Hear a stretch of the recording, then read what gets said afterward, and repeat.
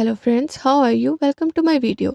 American famous writer Khalil Gibran ने एक बहुत ही खूबसूरत बात कही है, या तो हम बढ़ रहे होते हैं या तो हम सड़ रहे होते हैं। यानी कि एक इंसान जो बिल्कुल मेहनत नहीं करता, अपना वक्त ज़ाया करता है, वो सड़ रहा होता है। और एक इंसान जो बहुत मेहनत करता है, अपने वक्त का सही इस्तेमाल करता है, वो बढ़ रहा होता है। यानी कि हमारी जितनी भी तरक्की है वो दो चीज़ों पर है। हमारी कम्युनिकेशन जो दो चीज़ों पर है, इंटरनल कम्युनिकेशन और एक्सटर्नल कम्युनिकेशन। इंटरनल कम्युनिकेशन वो है जो हम अपने साथ करते हैं, यानी कि एक ही सिचुएशन में लोग किस तरह रिएक्ट करते हैं, किस तरह रिस्पॉन्ड करते हैं। मिसाल के तौर पर एक ही सिचुएशन में एक इंसान दुखी है और दूसरा इंसान खुश है, उसे इंटरनल कम्युनिकेशन कहेंगे। दूसरी एक्सटर्नल कम्युनिकेशन। एक्सटर्नल कम्युनिकेशन वो है जो हम दूसरों के साथ करते हैं, यानी कि हमने ज़िंदगी में जो ग्रोथ करनी है, हमने दूसरों के साथ टीम बिल्डिंग करनी है, हमने रिश्ते निभाने हैं, वो एक्सटर्नल कम्युनिकेशन कहलाएगा। जिसकी भी इंटरनल और एक्सटर्नल कम्युनिकेशन बेस्ट होती है, वो इंसान ज़िंदगी में बहुत तरक्की करता है। तो लाइफ में इनकी मास्टरी होना बहुत इम्पॉर्टेंट है। तो जो भी इंसान दूसरों के साथ कम्युनिकेट नहीं कर पाता, उनके लिए एक गुड न्यूज़ है कि अब वो इन चीज़ों में महारत हासिल कर सकते हैं बाय यूजिंग NLP। NLP की हेल्प से आप अपनी इंटरनल और एक्सटर्नल कम्युनिकेशन को अच्छा कर सकते हैं, तरक्की कर सकते हैं। NLP का मतलब न्यूरो लिंग्विस्टिक प्रोग्रामिंग है। N मीन्स न्यूरो, हमारा ब्रेन, हमारी थिंकिंग, हमारा माइंड चीज़ों को थिंक किस तरह करता है through our 5 senses, touch, taste, smell, vision, hearing. इन सब चीज़ों से हमारा माइंड थिंक करता है। L मीन्स लिंग्विस्टिक, मतलब हमारी लैंग्वेज है। लैंग्वेज दो तरह की होती है, वर्बल और नॉन वर्बल। हमारे लफ्ज़ और नॉन वर्बल हमारे टोन, हमारा बॉडी लैंग्वेज और हमारा लहजा। मिसाल के तौर पर हमारी बॉडी लैंग्वेज, हमारा लहजा, हमारी वे ऑफ टॉक हर चीज़ में बहुत मैटर करती है। आपने अक्सर सुना होगा, first impression is the last impression. यानी कि हमारे लफ्ज़ों से ज़्यादा हमारी बॉडी लैंग्वेज, हमारा वे ऑफ टॉक, हमारी टोन ज़्यादा मैटर करती है। इसलिए हमारी वर्बल लैंग्वेज यानी अल्फाज, हमारे नॉन वर्बल लैंग्वेज यानी कि हमारी बॉडी लैंग्वेज से ज़्यादा इम्पॉर्टेंट नहीं होते।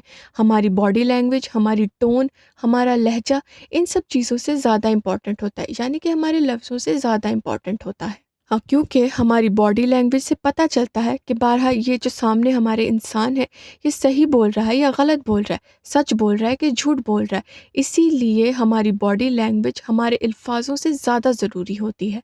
नाउ P मीन्स प्रोग्रामिंग, वो सेट ऑफ बिहेवियर, वो पैटर्न ऑफ थिंकिंग जो हमने प्रोड्यूस किया है बाय प्रोसेसिंग आवर लैंग्वेज। हमने चीज़ों को जिस तरह एक्सप्लेन किया है, चीज़ों को जिस तरह हम आप तक पहुंचाया गया है, उसका एक रिज़ल्ट बन जाता है, उसको प्रोग्रामिंग कहा जाता है। एक इंसान जिसने सारी ज़िंदगी दुख देखा हो, जिसके साथ कुछ बुरा हुआ हो, उसकी प्रोग्रामिंग कैसी होगी ये हम सब जानते हैं। और एक इंसान जिसकी बॉडी लैंग्वेज बहुत अच्छी है, अपने माइंड पर उसका फुली कंट्रोल है, वो लाइफ में चीज़ें बेहतर तरीके से अंडरस्टैंड कर लेता है, उसकी वर्बल नॉन वर्बल लैंग्वेज बहुत अच्छी है, उसकी इंटरनल और एक्सटर्नल लैंग्वेज बहुत अच्छी है, उसकी लाइफ कैसी होगी ये भी हम सब बहुत अच्छी तरह जानते हैं। तो ऑलमोस्ट हर इंसान की लाइफ में NLP का होना बहुत इम्पॉर्टेंट है, क्योंकि ये NLP एक ऐसी चीज़ है जो बड़े बड़े लोग करते हैं, यानी कि बिजनेसमैन और इम्पॉर्टेंट टीचर्स वगैरह वगैरह, ऐसे लोग, बड़े बड़े लोग ये NLP के कोर्सेज करते हैं, बाकायदा उन्हें पढ़ते हैं, उन्हें स्टडी करते हैं, उन पे ग्रिप हासिल करते हैं, ताकि वो ज़िंदगी में मज़ीद से मज़ीद तरक्की कर सकें, अपना वे ऑफ टॉक अच्छा कर सकें, अपनी इंटरनल और एक्सटर्नल कम्युनिकेशन को बेहतर कर सकें, अपनी वर्बल और नॉन वर्बल लैंग्वेज को अच्छा बना सकें। तो अगर आप भी अपनी इन सब चीज़ों को बेहतर बनाना चाहते हैं, ज़िंदगी में तरक्की करना चाहते हैं, और आप भी इन सब चीज़ों से कुछ कुछ हद तक स्ट्रगल कर रहे हैं, तो आप भी इस NLP का कोर्स ज़रूर करें। अब हम अपने सेकंड टॉपिक के बारे में बात करेंगे। दोस्तों, हम जब भी बीमार पड़ते हैं तो हम सीधा किसी डॉक्टर के पास जाते हैं। वो डॉक्टर हमें कोई मेडिसिन लिख देता है और उस मेडिसिन को खाकर हम कुछ अरसे में ठीक हो जाते हैं। लेकिन क्या आपने कभी गौर किया है कि पुराने वक्त में लोग किस तरह बड़ी बड़ी बीमारियों का इलाज करते होंगे? दोस्तों, अगर हम एंशिएंट हिस्ट्री पढ़ें तब हमें ये बात मालूम होगी कि पुराने वक्त में लोग इन बीमारियों का किसी बुरी रूह का असर मानते थे। यानी कि जब कोई इंसान बीमार हो जाता था तो समझा जाता था कि इसके जिस्म में किसी बुरी रूह ने कब्जा कर लिया है और इसका जिस्म और ये बीमार हो गए हैं।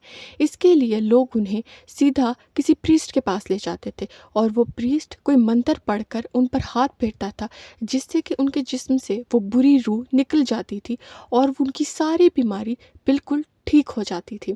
दोस्तों, आज के दौर में अफ्रीका के कुछ जंगलों में जंगली कबीले हैं जहाँ पर लोग इसी तरह से हाथ फेर कर इलाज करते हैं।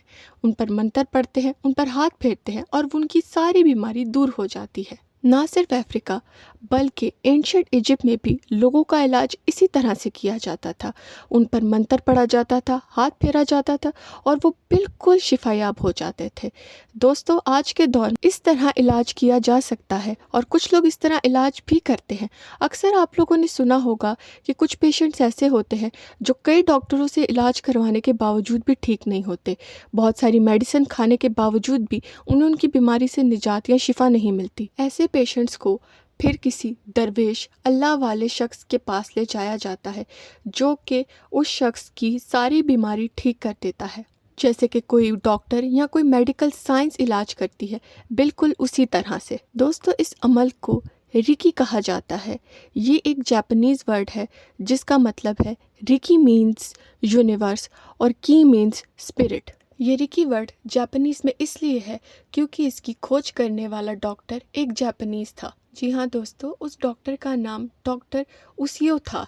रिकी का मतलब हो सकता है एनर्जी या लाइफ फोर्स भी। इस इल्म का जापानीज़ वर्ड रिकी इसलिए ही माना जाता है क्योंकि इसकी खोज करने वाला एक जापानीज़ डॉक्टर था। डॉक्टर उसियो ने इस कदीम इल्म में कुछ नई टेक्निक्स डालकर इसे साइंस के दर्जे तक पहुंचा दिया। मुझे उम्मीद है कि मेरी सारी वीडियो से आप लोगों को कुछ मदद मिली होगी और आप लोगों ने इस वीडियो से कुछ सीखा होगा। अपना बहुत ज़्यादा ख्याल रखें। खुदा हाफिज़।